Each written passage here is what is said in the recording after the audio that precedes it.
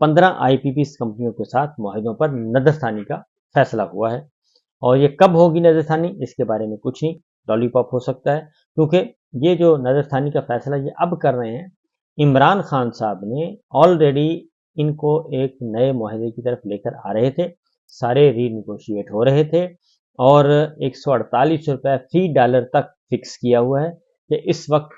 जितने भी उनकी अमाउंट बनेगी डॉलर्स, क्योंकि वो डॉलर्स की सूरत में लेते हैं, तो डॉलर 148 रुपये का कंसिडर होगा और उस रेट के मुताबिक आपको पेमेंट्स होंगी। 280 या 282 रुपये का डॉलर नहीं होगा बल्कि 148 का। और ये मुआहदा कौन करके गया था? इमरान खान साहब करके गए थे। इमरान खान साहब के साथ और भी चीज़ें आगे बढ़ने के लिए तैयार थे, प्राइवेट बिजली घर और सारे के सारे मुआहदों को रिव्यू करने के लिए तैयार थे, लेकिन उस वक्त बाजवा साहब जो हैं वो आड़े आ गए और बाजवा साहब बदस्तूर आड़े आ रहे हैं। और बाजवा साहब के बारे में बता दूं, लेकिन पहले ज़रा IPPs के हवाले से सुन लें कि 15 IPPs कंपनियों के साथ मुआहदे पर नज़रसानी का फैसला किया है, जिसके तहत 90 की दिहाई में कायम IPPs कंपनियों के साथ मुआहदे ख़त्म किए जाएंगे। अब ये 90 की दिहाई वाले जो IPPs हैं, प्राइवेट बिजली घर, ये मोहतरमा बेनज़ीर भुट्टो के दौर में ये सब कुछ हुआ था और उसके बाद इस पे बहुत ज़्यादा एहतजाज भी हुआ, लहज़े भी हुई और उसके बाद नवाज शरीफ साहब की गवर्नमेंट आई, उन्होंने बड़ी बड़ी इन्वेस्टिगेशन भी करवाई कि ये IPPs का जो चक्कर है। लेकिन ये IPPs उसके बाद फिर बहुत ज़्यादा इस बहती गंगा में इन्होंने नहाया है। तो जो सोर्सेस बताते हैं कि इसमें गुल अहमद एनर्जी है, कोहिनूर है, लिबर्टी पावर है, टपाल एनर्जी है, अटक जनरेशन है, कैपको के साथ मुआहदे ख़त्म करने का फैसला किया है। तो ये मोस्टली इनमें जो है वो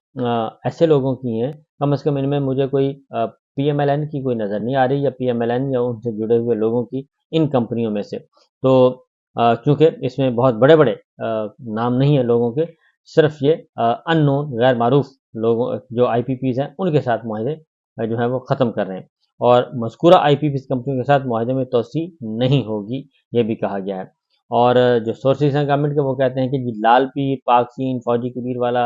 Habibullah coastal Japan power station, Saba power, ये मुआहदे हैं जो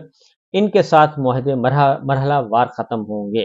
तो ये बात यहाँ पे भी डंडी मारी जा रही है और जमात इस्लामी जो बात करने आई थी,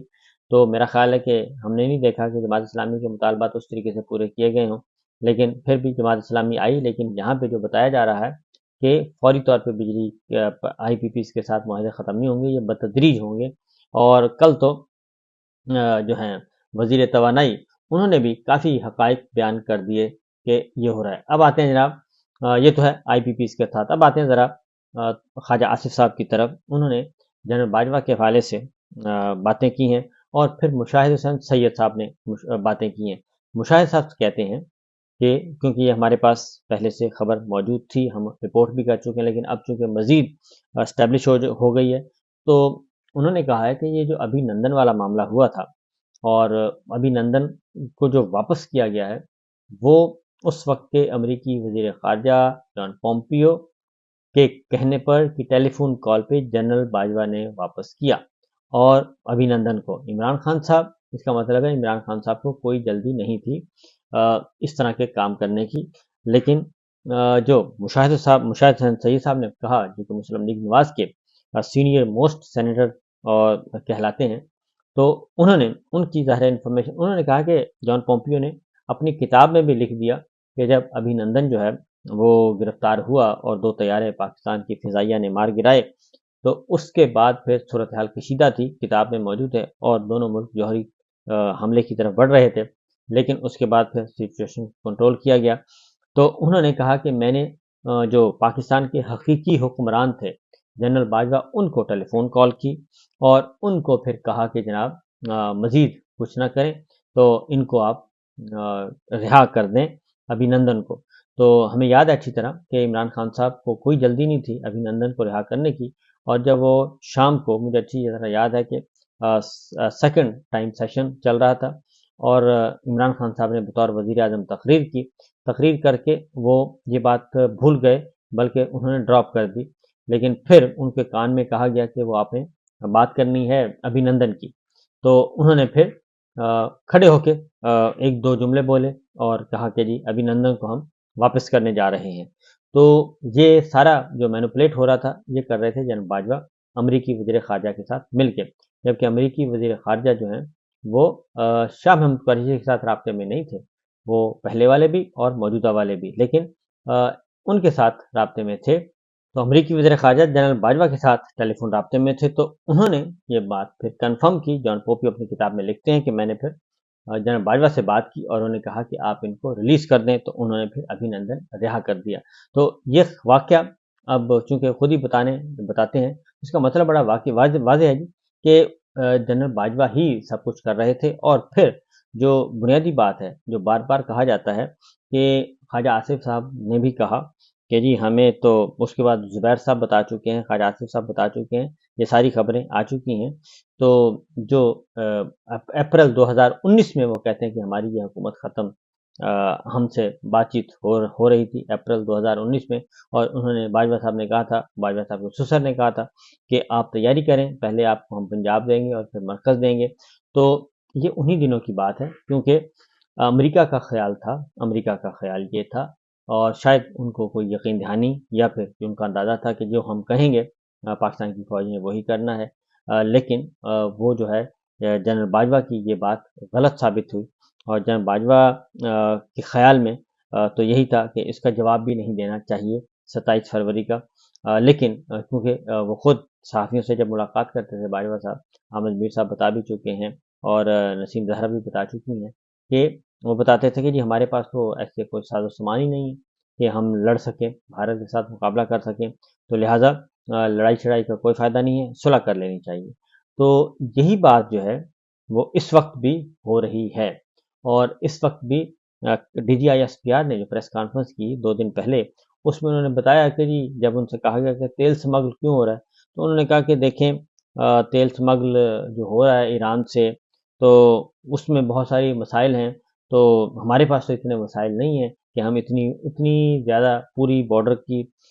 کر سکیں، اور جو سافٹ بارڈر درمیان میں موجود ہیں ان کو ہم کیسے دیکھ سکتے ہیں۔ تو انہوں نے انڈائریکٹلی اپنی ناکامیوں کا اعتراف کیا تھا کہ ہم سمگلنگ نہیں روک سکتے، جبکہ یہ سمگلنگ ظاہر ہے چیک پوائنٹ سے ہو کے آتی ہے، اور یہ سمگلنگ ایسا نہیں ہے کہ وہ چند کلومیٹر کا فاصلہ ہے، بلکہ اس کے بعد یہ تیل جو ہے سمگل ہو کے آتا ہے ایران کا، یہ پھر پورے ملک میں تقسیم، کراچی میں سپلائی ہوتا ہے، خاص طور پہ کراچی اور سندھ کے جو فیول اسٹیشن ہیں وہاں پہ۔ تو یہ اس طرح سے کہا گیا کہ شاید ہم نے کہ جی ہم ابھی تک اتنی ایبیلٹی نہیں ہے، جبکہ حقیقت یہ ہے کہ ایبیلٹی موجود ہے، ایبیلٹی موجود ہے، اور جناب باجوہ صاحب نے کہا تھا کہ باڑ بھی ہم نے اس لیے لگائی ہے، اور جنرل کیانی صاحب کے زمانے میں بھی بہت سخت رد عمل دیا جاتا تھا۔ تو اس وقت جناب باجوہ نے ہی بات مانی، اور جان پومپیو کی بات مانی، امریکی وزیر خارجہ کی، اور ابھینندن کو واپس کیا، اور اس کے بعد پھر جب یہ ہو گیا تو پتہ چلا عمران خان صاحب ہمارے ساتھ نہیں چل سکتے، یا ہم عمران خان کے ساتھ نہیں چل سکتے، کیونکہ یہ تو انہوں نے تو ہمیں مروا دیا تھا، کہ کیونکہ قومی سلامتی کمیٹی کے اجلاس میں یہ فیصلہ ہوا تھا کہ انڈیا کو جواب دیا جائے، اور 24 گھنٹے کے اندر اندر جواب دیا۔ تو مشاہد حسن سید صاحب نے وہی جان پومپیو کی کتاب کا ہی حوالہ دیا ہے، اور انہوں نے کہا ہے کہ عمران خان جو ہے اس وقت پاکستان نے جو سخت رسپانس دینے کا فیصلہ کیا وہ قومی سلامتی کمیٹی کے اجلاس میں ہوا تھا، اس میں تمام ایئر چیف بھی تھے، ایئر چیف، نیول چیف، اور chairman joint chief of staff committee general Zubair تھے، اور آرمی چیف جنرل باجوہ بھی تھے، D G I S I بھی تھے، تو لہٰذا بڑا سوچ سمجھ کے یہ رد عمل دیا گیا تھا، لیکن اس رد عمل کے دینے سے شاید اس کی توقع نہیں کی جا رہی تھی، اور کیونکہ جان پومپیو اور امریکہ جو ہے وہ یہ چاہتا تھا کہ پاکستان ان حملوں کا جواب بھی نہ دے، لیکن اس کا جواب بھی ملا تھا، اور پاکستان نے 2 طیارے بھی گرائے تھے۔ تو جیسے جیسے وقت گزرتا جا رہا ہے جناب باجوہ کی جو کارستانیاں ہیں وہ منظر عام پہ آ رہی ہیں۔